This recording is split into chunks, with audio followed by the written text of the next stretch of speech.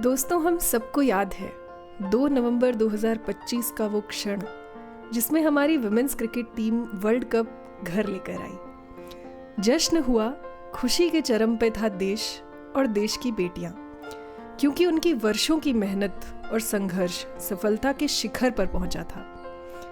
उस एक क्षण में हम सबको लगा था कि ट्रॉफी हमने जीती है। इतनी अपनी, इतनी खास, इतनी भावुक अब से पहले कोई जीत ना लगी थी, क्योंकि कोई भी जीत तभी इतनी खास होती है जब उसके पीछे का संघर्ष भी खास हो। आज जब भारतीय महिला क्रिकेट दुनिया की ऊंचाइयों पर है, तो हमें ये समझना चाहिए कि इसका अब तक का ये सफर इतना आसान तो नहीं रहा होगा।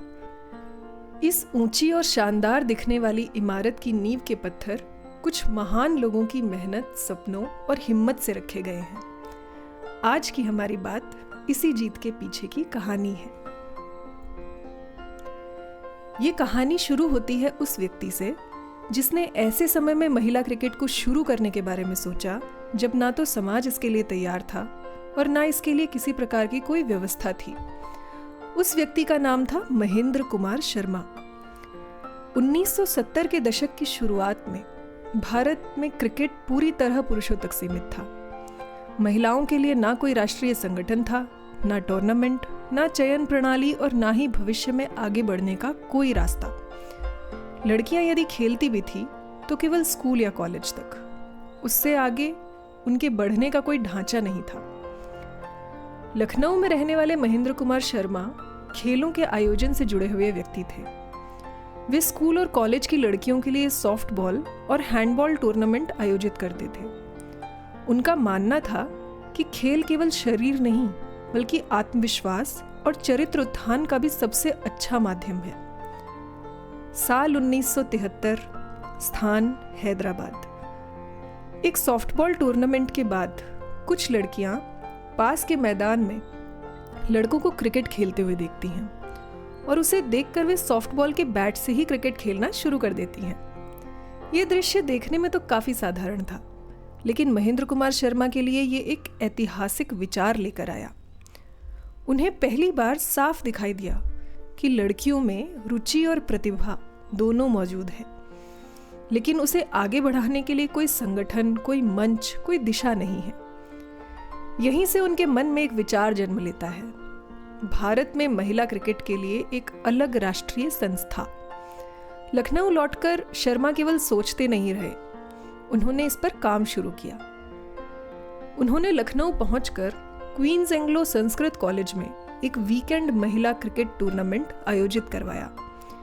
इस आयोजन के प्रचार के लिए उन्होंने एक ऑटो रिक्शा में माइक लगवाया और पूरे शहर में घूम घूम कर लोगों को इस टूर्नामेंट के बारे में बताया।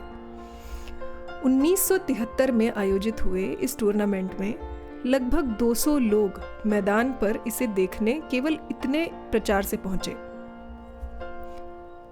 ये भीड़ शर्मा के लिए प्रमाण थी कि यदि अवसर दिया जाए तो समाज महिला क्रिकेट को भी स्वीकार करेगा। यहीं से women's cricket association of India का जन्म होता है। 1973 में महेंद्र कुमार शर्मा ने women's cricket association of India यानी WCAI को लखनऊ में सोसाइटीज एक्ट के तहत पंजीकृत करवाया। उसी वर्ष शर्मा ने WCAI को international women's cricket council IWCC की सदस्यता भी दिलवाई, जिससे भारत महिला क्रिकेट के अंतर्राष्ट्रीय नक्शे पर दर्ज हो सका। WCAI की स्थापना के तुरंत बाद शर्मा ने भारत की पहली राष्ट्रीय महिला क्रिकेट प्रतियोगिता आयोजित की। ये प्रतियोगिता अप्रैल 1973 में पुणे में आयोजित की गई। इसमें 3 टीम्स ने भाग लिया। इसमें बॉम्बे टीम की कप्तान थी डायना एडलजी, जो बाद में भारतीय अंतर्राष्ट्रीय क्रिकेट का एक महत्वपूर्ण और दमदार चेहरा बनकर उभरी। ये टूर्नामेंट भारत में संगठित महिला क्रिकेट का पहला अध्याय माना जा सकता है। इसका दूसरा संस्करण वाराणसी में खेला गया और तीसरा कलकत्ता में। हर टूर्नामेंट के साथ महिला क्रिकेट का दायरा और आत्मविश्वास दोनों बढ़ता गया। फरवरी 1975 में ऑस्ट्रेलिया की अंडर 25 महिला टीम भारत आई और 3 first class match Pune, Delhi और कलकत्ता में खेले गए। ये भारत का पहला अंतर्राष्ट्रीय महिला क्रिकेट का अनुभव था। 1978 में महिला क्रिकेट विश्व कप की मेजबानी भारत में की गई। सीमित संसाधनों और कठिन परिस्थितियों के बावजूद टूर्नामेंट बहुत सफल रहा और भारत में महिला क्रिकेट को अभूतपूर्व पहचान मिली। ये महिला क्रिकेट पर भरोसे की जीत थी। इसी वर्ष भारत सरकार ने WCAI को आधिकारिक मान्यता भी दी।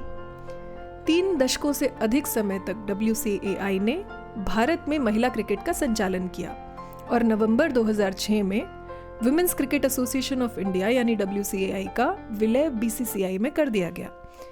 इसके बाद महिला क्रिकेट भी पुरुष क्रिकेट की ही तरह एक राष्ट्रीय संस्था के अंतर्गत आ गया।